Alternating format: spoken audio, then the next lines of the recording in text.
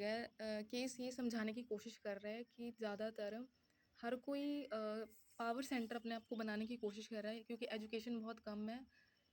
एक लड़की जो बड़ी लड़की है उस मॉम की 2 लड़कियों में से एक बड़ी लड़की है, उसने एजुकेशन तो पा ली है पर घर में वो अप्लाई गलत जगह पे कर रही है, इसलिए आज वीडियो बना के कर रही है वो। तो द पॉइंट इज़ दैट कि लड़ाई किस लिए हो रही है, क्योंकि रिसेंटली केस सामने ये आया है कि ड्यू टू स्ट्रेस की वजह से जो बड़ी बेटी की जो छोटी बहन है, मतलब कि उस मॉम की छोटी बेटी है, उसने कुछ ऐसा कर लिया जिसकी वजह से मॉम को बहुत ज़्यादा स्ट्रेस भी हो रहा है। मॉम को स्ट्रेस ऑलरेडी पहले से था कि उनके जो उन 2 बेटों के जो डैड थे, किसी वजह से स्ट्रेस में रहते थे और फाइनेंशियली चीज़ बहुत ज़्यादा उलझ जाती थी।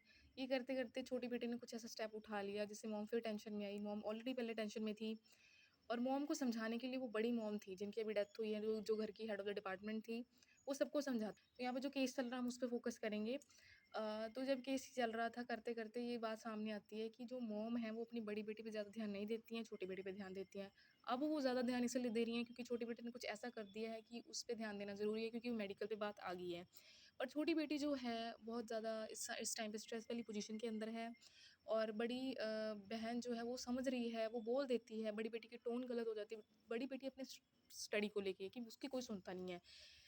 वो बोल-बोल के बताती है, अपनी अथॉरिटी बताती है। इसी तरीके से मॉम भी अपनी रिस्पेक्ट माँगती है बड़ी बेटी से कि तू मेरी इज़्ज़त कर, क्योंकि ऑलरेडी हस्बैंड के जाने के बाद भी ऐसा हुआ था।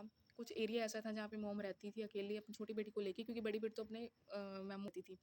तो ये करते-करते जब बात आ जाती है, मॉम आ जाती है बड़ी बेटी के मतलब मामू के पास अपना इलाज करवाने के लिए, तो क्या हो जाता है कि ज़्यादातर बहुत क्रिटिकल चांसेस होते हैं उस केस के अंदर जब मेडिकल तक बात चली जाती है। बड़ी बेटी को बाद में रियलाइज़ होता है, उसका दिमाग बाद में